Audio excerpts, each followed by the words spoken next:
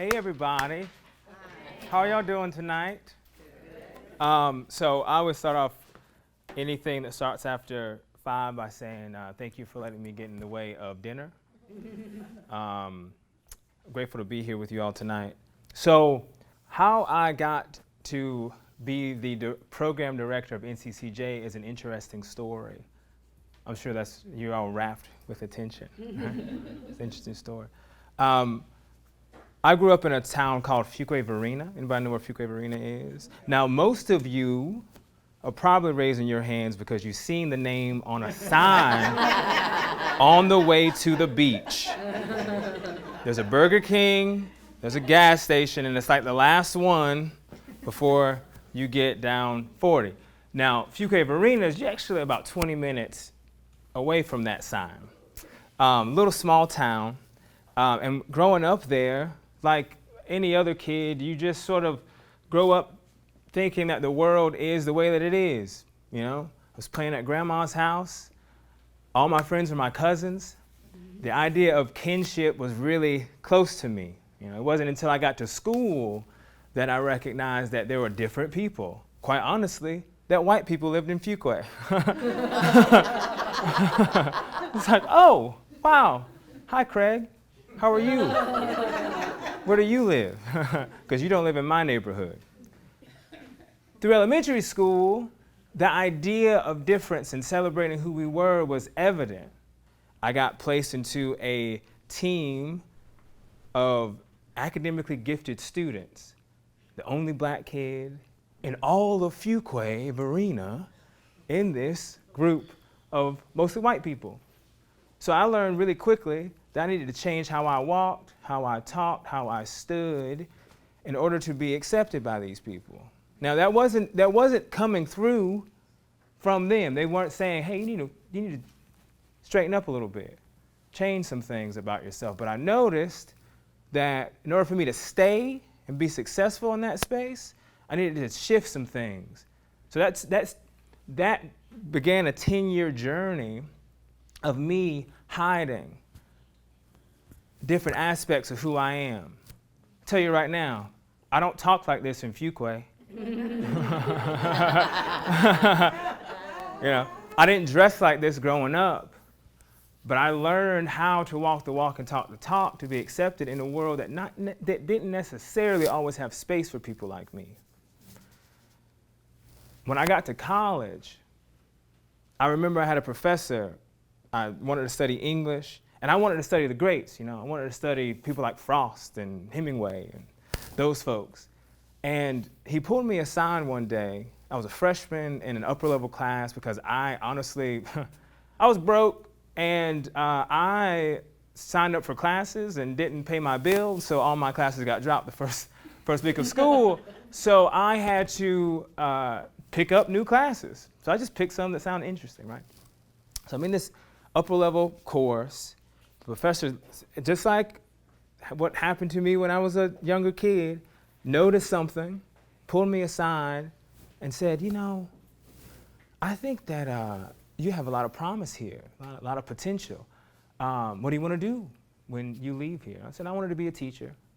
And he said, well, if you ever think about going to grad school, you should go to UNC because they have a great African American literature program. Now, you may think that my reaction would be, oh, of course he's going to say that to the black kid, right? But my response was, why would I go to school to just learn about Martin Luther King and W.B. Du Bois and Frederick Douglass? Because when I was in school, that's all you heard about.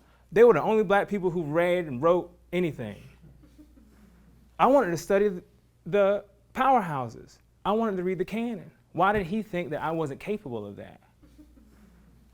Then I took an African American literature course with Sally Ann Ferguson. And if you have gone to UNCG, you know who Sally Ann Ferguson is? That was a course. Yes. That's right. She put it on you. And it was the first time that I saw people who looked like me in the pages of literature that were telling stories that I could resonate with. And that became my mission from that point on, that no longer would young people be groomed and conditioned in an education system that did not reflect who they were, did not reflect the real world, where they can be accepted and respected for who they are, period.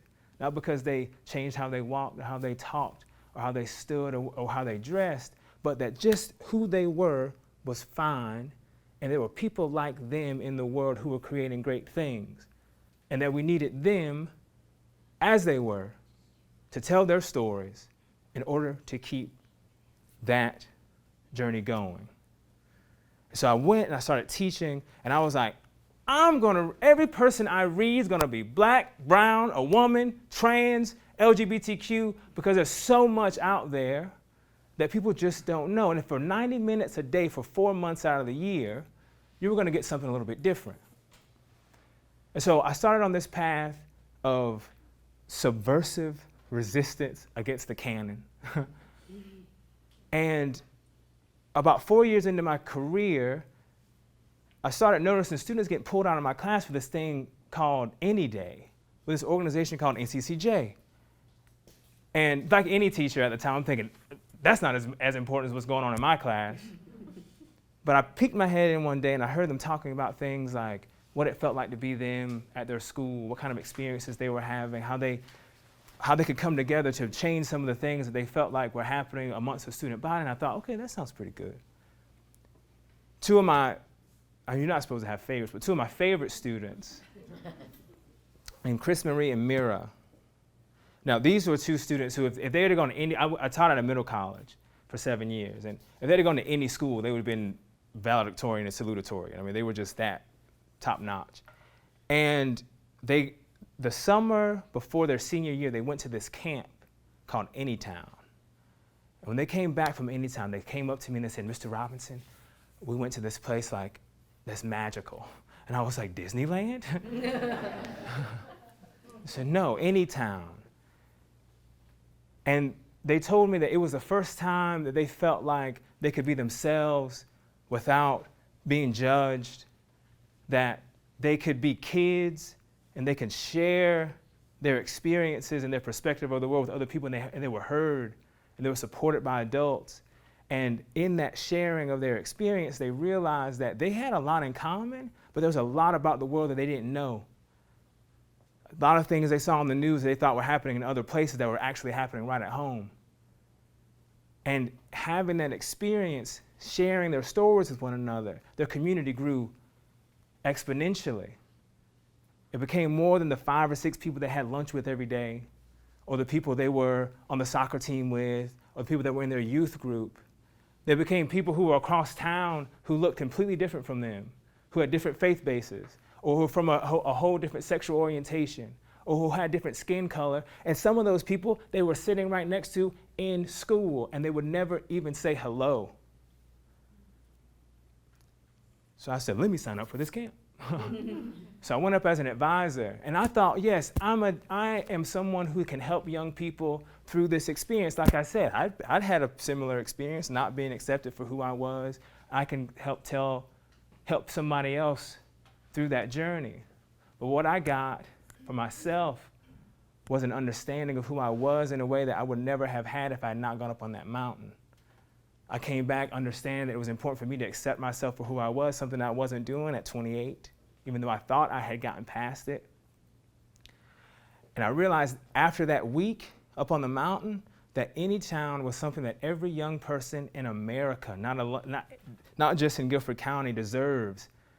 Because young people in our world right now are being bombarded with messages that they're not enough, that they need to be more, they need to have more. Anytown is a week where young people get the opportunity to be themselves and to connect with one another in genuine ways, have conversations and have dialogue that helps to transform and create a new world.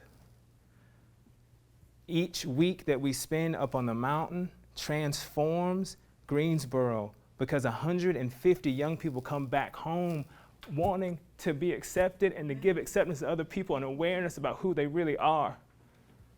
I'm not up here because NCCJ pays me. I'm up here because Anytown changed my life. And I get the opportunity to help transform young people every summer. And it's the most important work other than raising my baby, artist Ray Robinson, and being married to Dara Robinson. It's the most important work that I have done in my life. And so my call to action is that if you know a young person, somebody at your church, a friend of yours who has a daughter or son or whatever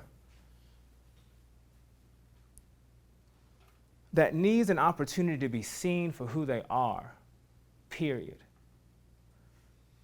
That feels like their voice does not matter,